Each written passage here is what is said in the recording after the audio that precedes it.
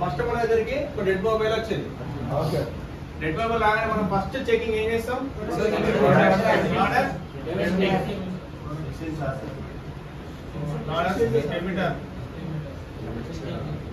అంటే 6-in-1 first point ఏంటి? Mobile red phone మన దగ్గర రాగానే ఏం చేస్తాం? మనం స్టెమిటర్ లో చెక్ చేస్తాం. ఎంత వోల్టేజ్ వస్తుంది? మన ఎంత ఆంప్స్ వస్తాయి? 0.6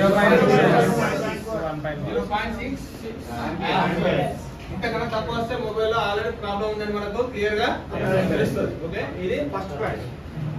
సెకండ్ DC మిషన్ బుక్స్ పక్కన రండి. DC మిషన్ లో మనం ఏం చేయాలి? చెక్ చేయాలి. DC మిషన్ చెక్ చేస్తే మనకి ఎంత రావాలి? ఏమో 200 ఏమో రావాలి. అప్పుడు మొబైల్ అనేది స్టార్ట్ అవుతుంది. ఓకే, లేదు రావట్లేదు, అంతకన్నా తక్కువ వస్తే మనకు ఎక్కడ ప్రాబ్లం ఉందో తెలుస్తుంది. మామూలు ఎట్లా 50 వస్తే ఎక్కడ ప్రాబ్లం ఉంటుంది? 50 వస్తే ఎక్కడ 100 below 150 below 152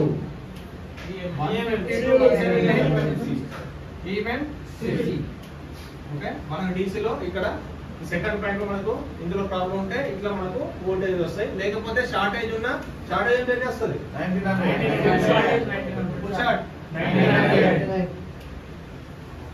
okay, half short ఎంత? 20 బిలో యావరేజ్.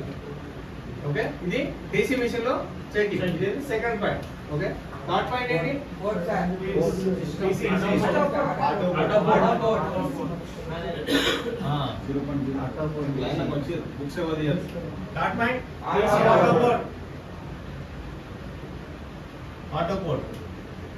ఆటో పోర్ట్ లో మనకి ఏమొస్తుంది చెప్పండి మీరే. మామూలుగా CPU ఆటో పోర్ట్ ఎట్లా ఓపెన్ చేయాలి?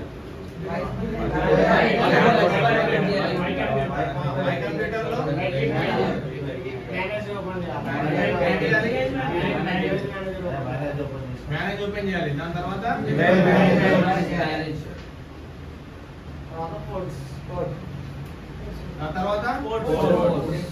పోర్ట్స్ లో చెక్ చేసుకోవాలి. ఓకే, ఆటో పోర్ట్ లో ఏం చేయాలి? మనం ఫస్ట్ మై కంప్యూటర్ లోకి వెళ్ళిన తర్వాత మేనేజ్ డివైస్ మేనేజర్ నుంచి పోర్ట్ వస్తుంది. పోర్ట్ లో మనకు క్వాల్కమ్ అని వస్తే ఏ ప్రాబ్లం ఉంటుంది?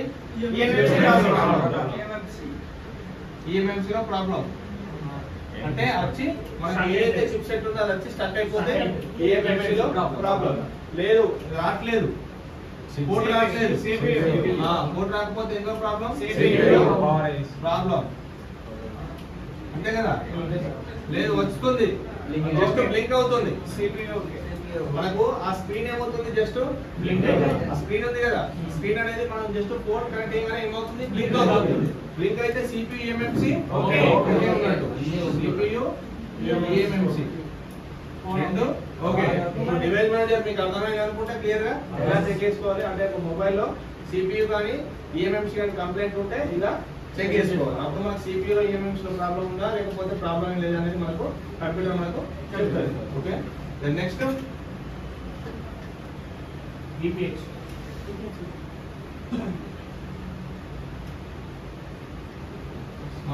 నెక్స్ట్ ఏం చెక్ చేయాలి? VPH. VPH వోల్టేజ్ ఎంత వస్తుంది? 3.7 వోల్టేజ్. ఎక్కడ వస్తుంది? ఛార్జింగ్ పక్కన ఉన్న కాయిల్ కానీ లేకపోతే అవుటింగ్ లో ఏదైనా కానీ. ఓకే, కాయిల్ మనకి ఎంత వస్తుంది? 3.7 వోల్టేజ్ వస్తే మనకు ఛార్జింగ్ అయ్యే వరకు మనకు ఉన్నట్టు. VPH జనరేట్ కావట్లేదు అంటే ముందే మనకు ప్రాబ్లం అనేది ఉంది. ఓకే, అది VBR లో అయినా కావచ్చు లేకపోతే VBAS లో అయినా కావచ్చు. ఓకే, ఎక్కడ స్టార్ట్ ఉందో మనకు ఇక్కడ జనరేట్ కాదు. ఏం జనరేట్ కాదు? VPH అనేది జనరేట్ అవ్వదంటే దానికన్నా మనకు ఆ తర్వాత ఐసీల గురించి వదిలేయండి. దానికన్నా ముందే ఐసీలు ఉన్నాయో అందువల్ల మనకు ప్రాబ్లం అనేది ఉండదు. ఓకే, ఆ ప్రాబ్లం మనం రాసుకున్నారు కదా. నెక్స్ట్ మళ్ళీ ఏం చెక్ చేసుకోవాలి?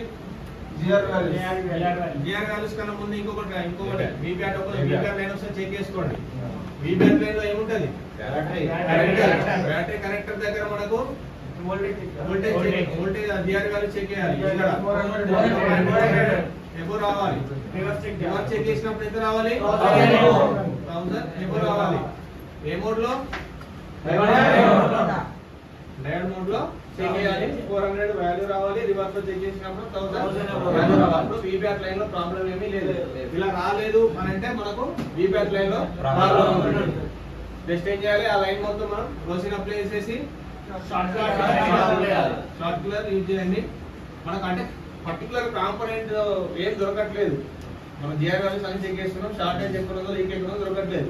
జస్ట్ ఏం చేస్తాం? రోసిన్ అప్లై చేసి ఇక్కడ ఎంత ఇస్తాం? 4.4 వోల్టేజ్ మనం షార్ట్ కిల్లర్ తోని ఏం చేస్తే ఎక్కడ హీట్ ఉందో, మనం ఎక్కడ హీట్ అవుతుందో తెలుస్తుంది. అక్కడ షార్టేజా లేకపోతే ఐసీలో ప్రాబ్లం ఉందా మనకు తెలుస్తుంది. ఓకే, ఇది వీబ్యాక్ లైన్. దెన్ నెక్స్ట్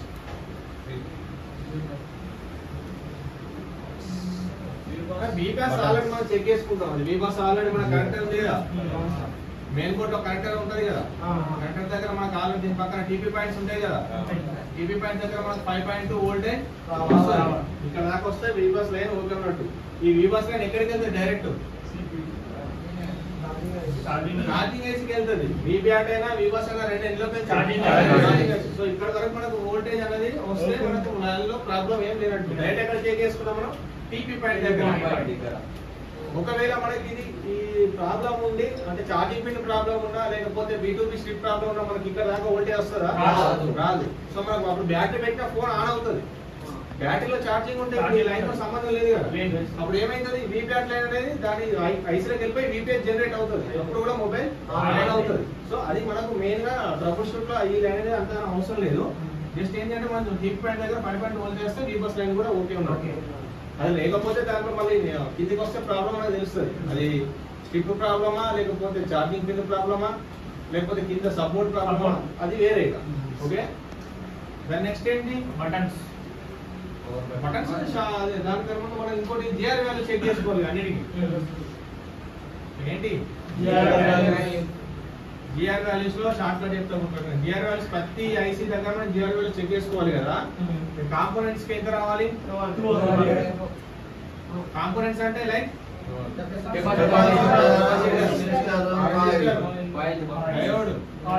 కాయిల్ అంతే కదా. సో ఇవన్నీ దగ్గర మనకు ఆల్మోస్ట్ జిఆర్ వాల్యూ ఎంత రావాలి? 0.200 లైక్ ఎట్లా ఒకటి వదిలేయాలి. ఏది ఏ లైన్ లో? బక్ లైన్ లో మనకు 0.100 కూడా వచ్చిన ప్రాబ్లం లేదు. బక్ లైన్ అంటే ఏ లైన్? అది సిపికి వెళ్ళే లైన్ ఇది కదా. సిపికి వెళ్ళే లైన్ లో జిఆర్ వాల్యూస్ తక్కువ వస్తాయి. గుర్తుపెట్టుకోవాలి. బక్ లైన్ లో 100 కిలో వచ్చినా కూడా ఏమవ్వదు సిపి లైన్ లో. మిగతా అన్నిటికి మాత్రం 0.200 రావాలి. ఇది షార్ట్ కట్ లో గుర్తుపెట్టుకోండి. అండ్ ఇంకొకటి కనెక్టర్స్ ఉన్నాయి కదా. ఎనీ కనెక్టర్స్ దగ్గర 0.400 ఎబో జిఆర్ వాల్యూస్ రావాలి. ఓకే, ఇది మెయిన్. ఈ రెండు గుర్తుపెట్టుకోండి. ఇది జిఆర్ వాల్యూస్ అంటే మనం ఏ మోడ్ లో చెక్ చేస్తాం? డయోడ్ మోడ్ లో చెక్ చేస్తాం. ఓకే, జిఆర్ వాల్యూ రావట్లేదు, మనకు ప్రాబ్లం ఉంది. ఒక కాంపోనెంట్ దాని పక్కన మనకు లీకేజ్ షార్టేజ్ అయితే మనకి ఏమవుతుంది? జిఆర్ వాల్యూస్ లో తేడా వస్తుంది.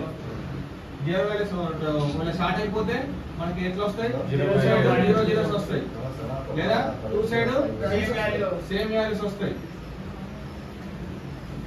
సో ఇట్లా వస్తే ఏం చేయాలా? ఇది ప్రాబ్లం. కాంపోనెంట్ ఏమైంది? ప్రాబ్లం ఉంటుంది. ఏం చేయాలా? జస్ట్ ఆ లైన్ లో ఉన్న అదే తీసేస్తామా? ఆ లైన్ లో ఒక్కటి షార్ట్ అయినా మిగతా అన్ని షార్ట్ అవుతాయి కదా. అప్పుడు ఏం చేయాలి? జస్ట్ ఈ సెక్షన్ లో మనం షార్ట్ కిల్లర్ యూజ్ చేయాలి. యూజ్ చేస్తే ఆ ట్రాక్ లో ఎక్కడ ప్రాబ్లం ఉందో మనకు ఐడెంటిఫై అవుతుంది. అది ఐసీలో అయి ఉండొచ్చు లేకపోతే ఎన్ని కాంపోనెంట్ అయి ఉండొచ్చు, ఎనీథింగ్. సో మనం ఏం చేయాలి? జస్ట్ రోసిన్ అప్లై చేసి షార్ట్ కిల్లర్ యూజ్ చేస్తే మనకు ప్రాబ్లం ఎక్కడ ఉందో తెలుస్తుంది. ఓకే,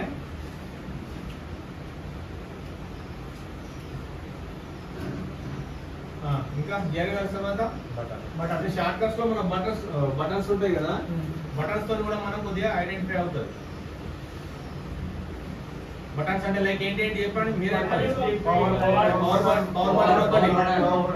బటన్ ఎంత రావాలి?